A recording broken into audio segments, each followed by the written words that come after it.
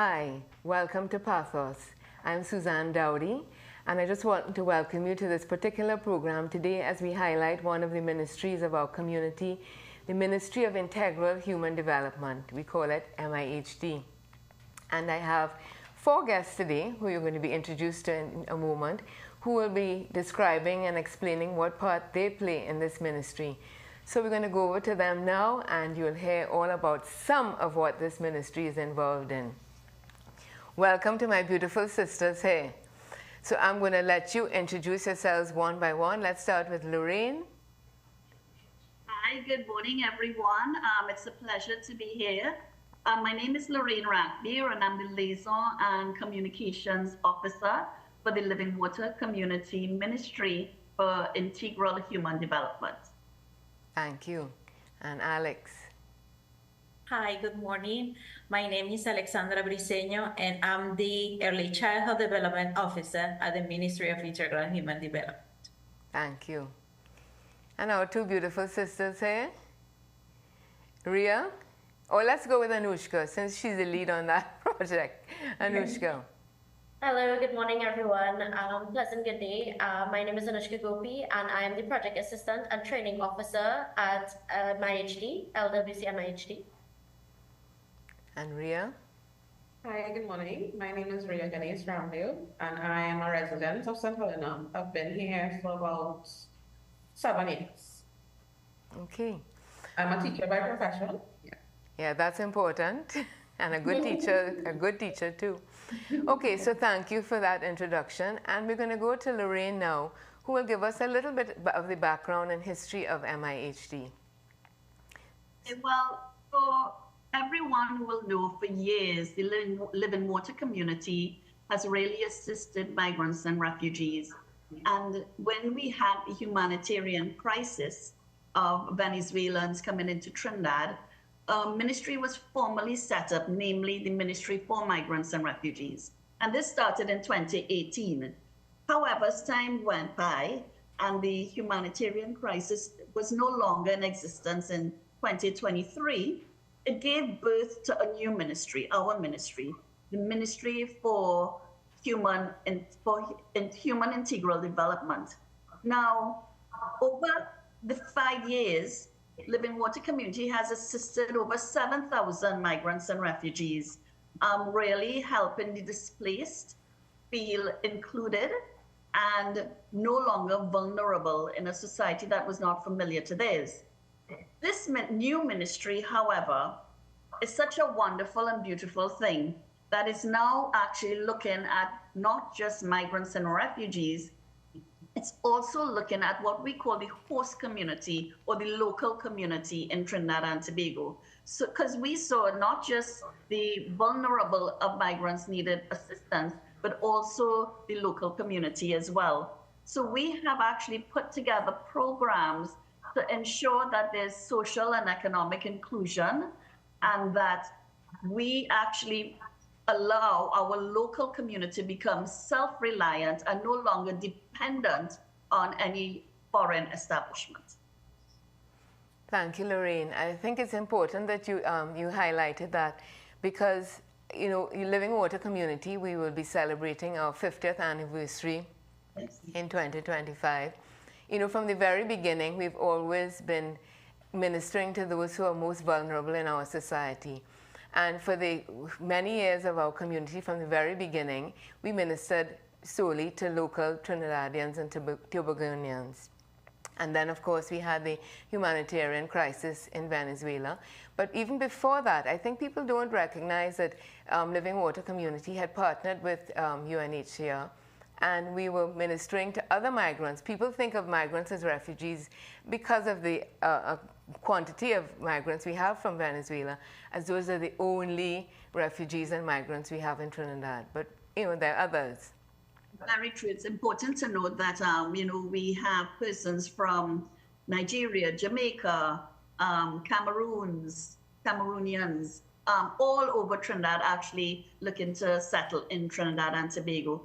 And there is the language barrier, and there are a lot of other barriers that exist that actually prevent these persons from enjoying a lifestyle with dignity in our society. So we're going to go now to Anuska and to Ria, who are going to highlight one of the beautiful projects that we have in St. Helena right here in Trinidad. So Anuska, if you could introduce us to that project and tell us all about it. The St. Helena Disaster Risk Reduction and Resilience Project. Definitely. So thank you. So yes, as you mentioned, the name of the project is Disaster Risk Reduction and Resilience. This project began in January of 2024 and is currently ongoing. So we are focusing on the areas in central Trinidad, mostly the St. Helena community, based on a risk index, a matrix that we've conducted with all the communities that are high risk of natural disasters, including flooding. So things like flooding, we are looking at trying to bring information, bring awareness, and educate the population, as well as work with the communities on finding solutions, finding proactive solutions for these natural problems, these disasters, things like that. So at the start of the project, we began liaising with members of the community and conducting these sessions. So currently we have done about more than 20 sessions and have held training, informative sessions with more than 100 individual persons on repeated occasions.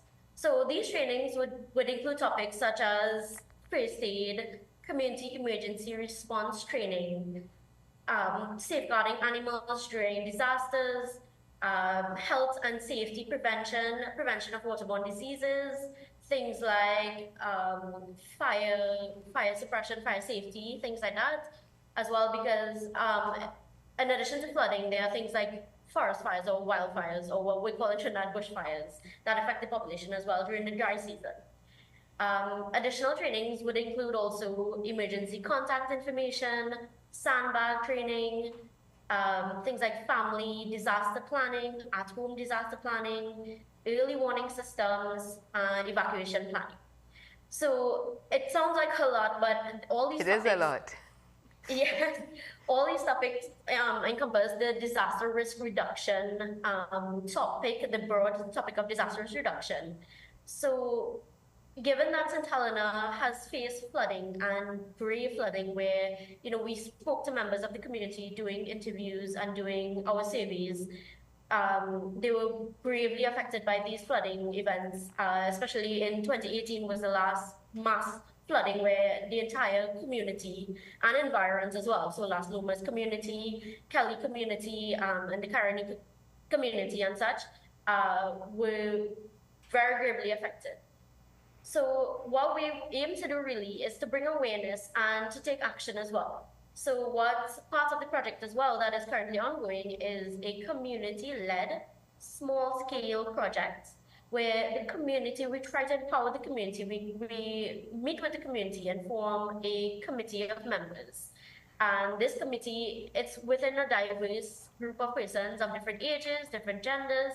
We try to get representation, and they come up with an idea for a project that will help benefit the community and help alleviate some of the issues regarding disaster risk and flooding especially. So for example, one of the projects would be the clearing of the drains. There are a lot of ravines, there are a lot of the rivers, obviously the Caroni River and the Waima River passes through the community.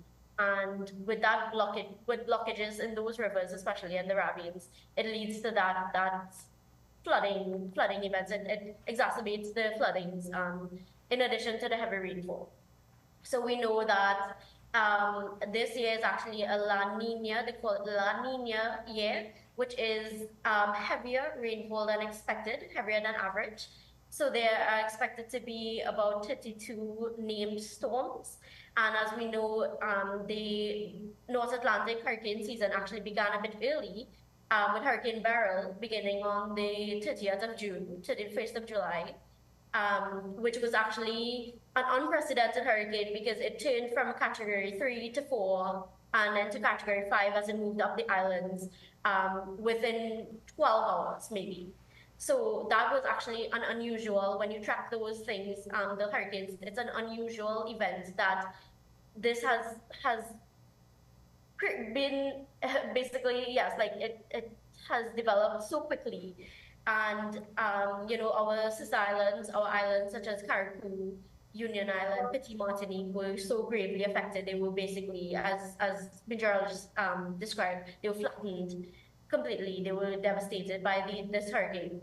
And there's a mentality sometimes. We know the famous saying, God is a Trini. right? So yes, we've heard that on multiple occasions when, speaking with the community and just seeing the overall general attitude of even Trinidadians, not just the St. Helena community, but Trinidadians on the whole in terms of preparedness. So, we think we're prepared. We think we know all our emergency contact numbers. We have our grab bag, but do we really? So, things like that in terms of flooding or even our evacuation points, our shelters. Do we know where we have to go? So, like, for example, the Port of Spain area, Living Water Community MIHD's head office is in Port of Spain, Frederick Street. So we do experience a lot of flooding when leaving or in environs and surrounding areas in Port of Spain as well. So do we know what to do, how to get out of Port of Spain, how to drive or not to drive in case of flooding and things like that? So it's Sorry? I was going to say, so it's a very detailed work that you're doing. You can hear, all the details that you've been through. So that is a lot. And I know that Ria, who has told us, of course, that she is a teacher by profession, but she is a resident of St. Helena and someone who has kindly opened her house to this ministry. So maybe we could ask Ria just to share with us your experience of the last flooding. I remember you sharing that before, and maybe our viewers would like to hear that because you were right there as it happened. Yes. So good morning again. So back in 2018, I kind of got involved with Living Water because I'm a teacher at St. Mary's College, which is a little bit lower down in Port of Spain from my Living Water community head offices. So some of the boys from school was actually going to help Living Water in terms of packaging of hampers, etc. So I had to go to supervise the boys. So when I went, I was like, this is something that could help my community too, because when you live in a place where the entire community is ravaged by something, you are not directly affected in terms of you are marooned, yes, but there's no flood inside the house. You don't lose anything really. But it's heartbreaking to be in that position and see devastation on all ends of your community. Now, we purposely built where we are high in the event of something like that happening. So we didn't get any water at all where we are. But the entire community, when I say the entire community, was completely inundated with about 4 or 5 feet of water covering up to the windows of cars. I'm talking about the neighbor right next door to me. So I thank God for small mercies in that it was divine intervention that I ended up seeing Miss Dow. And I said, Miss Dow, if I need to get some hampers for people in my community, how I get about that? Miss Dow said, how much you need? So that is how it started. Miss Dow started me with 50 hampers. And as 50 turned into 100, and maybe 100 turned into more than 100, Miss Dow said, okay, Ria, so this is what we're going to do. We're going to send people with things, and they'll come to you, and you will distribute. So that is how it really started. When I moved here, it was 2017, actually. I had just had a baby, so my daughter was very small. Thankfully, my husband is on injury leave at that time, so he was able to also assist. So it's my husband and my daughter really is the people who were mobilizing all of the hampers in the area. At that point in time, people were just looking for help, any kind of help, whether it be food supplies, groceries, anything. Because in that level of devastation, whatever help you get is greatly accepted and appreciated. So we were able to go into the communities. Now where we are is on the main road, but the water filters, so it's the main road here and the parallel streets. So what happens is that the water filters into those streets because they are lower lying. It's really heartbreaking, as I said, to be in a situation where you go by someone and they say to you, they had to put their children on the counter because water started coming in through the windows. That was the experience of one mother. And she just had to find the highest place in the house to put her children because she was so scared of the volume of water coming at them. So really, that's how it started with my connection with living water. Over the years, I would say that it progressed in terms of Ms. Dow would always contact me and say, Ria, everything okay if you have any flooding event. But so far, after that 2018 flood, we had 2 minor floods, but nothing of significance. So this project really, I am able to now, for me personally, having a space here that you all can use to bring some kind of positive impact to a community that may not have gotten any, not assistance per se, but I have a connection because I work in Pathos and I'm aware of living water community. People in the area are not really familiar. So it took some, and Anuska could attest to this, it took some real mobilization to get things rolling. As Ms. Dow mentioned previously, living water community as a whole, for some reason, people just associated with migrants, you know. And when they hear in the area that living water is here, because we have a lot of migrants in the area, people automatically assume that they're here to help migrants and not locals as well. So it took a while for us to get to the point where people realize that we're really trying to mobilize a group of people who can make a difference in terms of not really preventing the flooding from happening, but mitigating against the volume of water, the volume of damage, and having a plan in place in the event it does occur, you know what to do, you know? So I think it's really at a critical stage now where we actually have set objectives on things that need to be done in a manner that will help alleviate the volume of water involved. And that way, we're not selling that we're preventing the flooding at all, but just to mitigate against the volume of water coming into people's homes. And in the event it does come into your home, making sure they are prepared. As Anuska said, people know what to do, you know, they know they have to have the grab-and-go bag, but do they really pack a grab-and-go bag? Do they have a cupboard where they have stored food that they can, because that 2018 flood marooned us for about 5 days. Now, I, as a teacher, I was prepared. I went to the grocery, I stocked up on stuff, because you never know. It's better you prepare for the worst, you know? And marooned by nothing to pass on the road except tractors. And when you're placed in that kind of situation and you're not prepared, you don't have water. If you have babies, you need to have formula for your children, you need to have Pampers. So a simple thing is allowing people to understand that this could really happen. And when you're actually in it, it's going to be difficult for you to get out of the community. And even though people experienced it, and Anuska could also attest to this, in our conversations with them, I would say people in the area are very reactive people. They prefer to wait until, well, they hear up the road start to flood, and then you'll see the road get busy, everybody going to the shop to get water. So they're not proactive in that. They're not planning ahead. That's my experience. So yeah, so that's the long and short. Thank you. Now, I'm hoping we can have time to come back to you because I'm sure Anuska has some more to add. But we have Alex here with another project and that we're doing in MIHD, the Bethlehem Project. So let's let Alex explain that. Her real name is Alexandra, but everybody calls her Alex. Yes. Welcome, sure. Alex. Tell us about this fantastic project. Thank you for having me today. So Bethlehem Project was like a dream that came true. It was a project that was on paper a long time ago, and it started when education took place to help migrant children because of the need that they didn't have access to the schools before the opening from the government. So my unit was involved with children from the pregnancy to 5 years old. But in the place of them to have some stimulation area where they can play with the resources, we can experience and interact with resources to stimulate the motor area, the cognitive area, we didn't have it.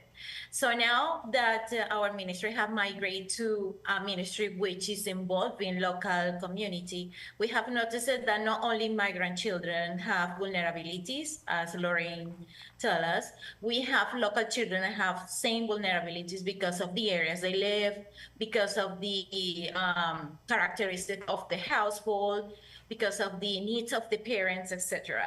So Bethlehem is thought in a project to support those children in the developmental stages, which means that they come in the area and experiment with some resources that we have, which is going to be stimulating the senses mainly. This is going to be activities to increase the motor activities, to increase the cognitive activities. They are going to start learning. They are going to start accessing to resources that they can manipulate. They can have a stimulation in like audio, a stimulation with the hands, a stimulation walking, jumping, music, etc. So this type of stimulation, what they do is that the children start development in a way that once they reach in the school, they can access in a better way. So they have resources already with the parents at home too, because it's not only that they come here and enjoy what the resources that we have. The parents will be here with us, so we can teach them how to continue these activities and these sessions at home. So the children, when they come to school, they have better motricity, they have better understanding their surrounding. And of course, what we want is that they increase the skills to be like a better student, and of course to be a better person in the future.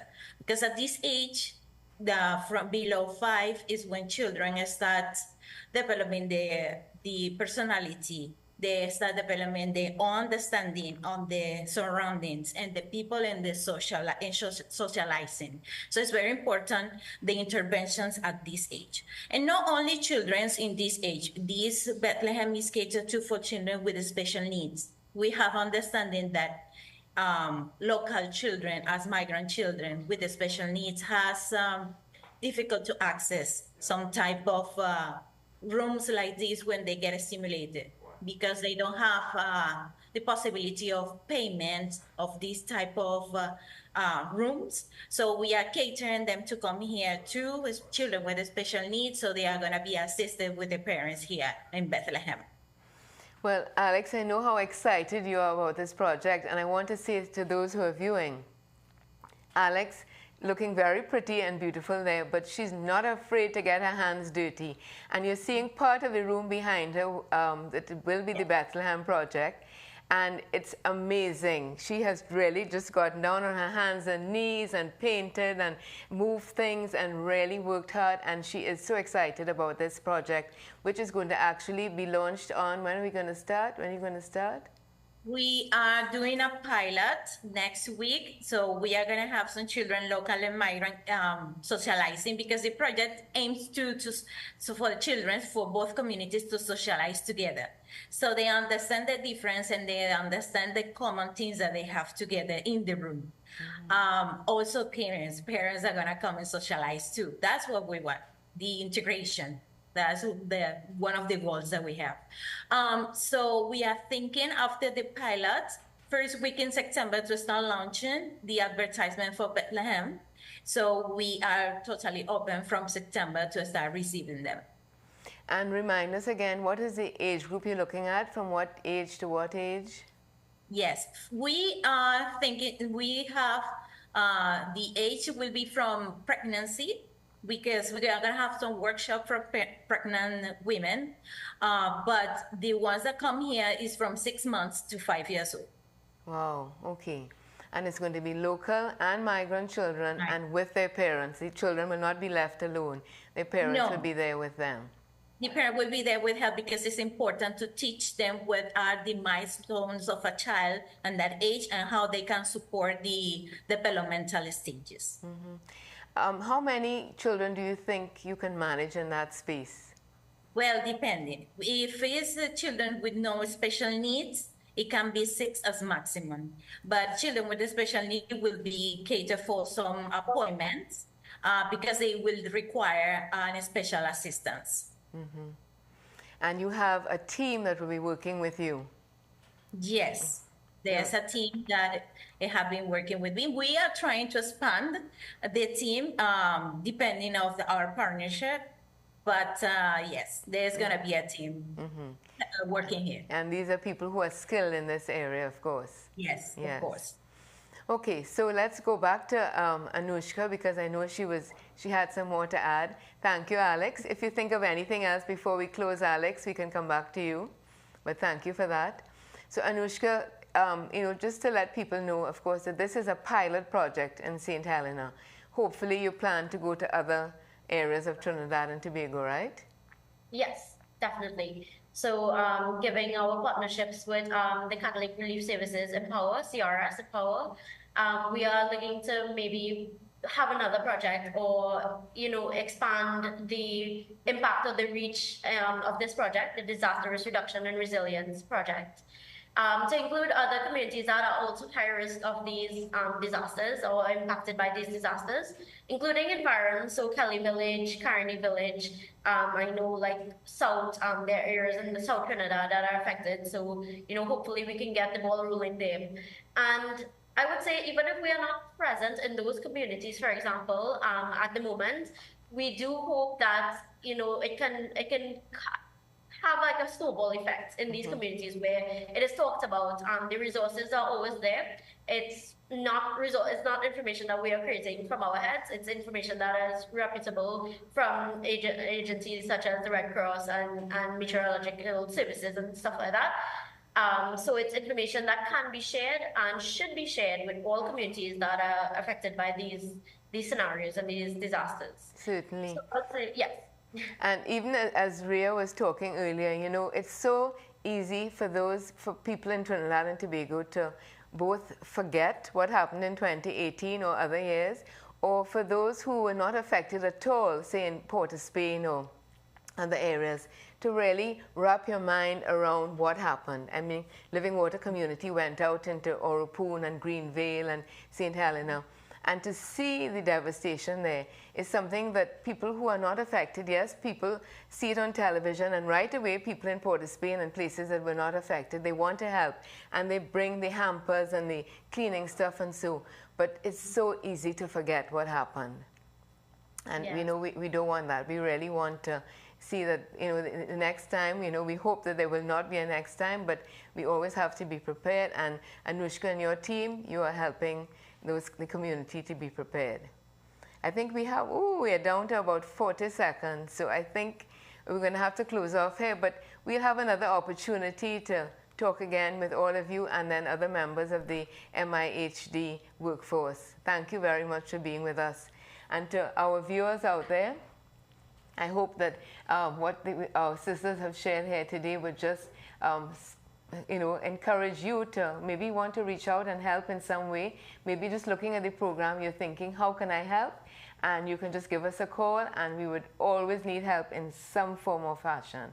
So I hope this has opened your eyes to the new Ministry of Living Water Community, MIHD, Ministry of Integral Human Development. Thank you so much for joining us today, and thank you to our sisters for sharing.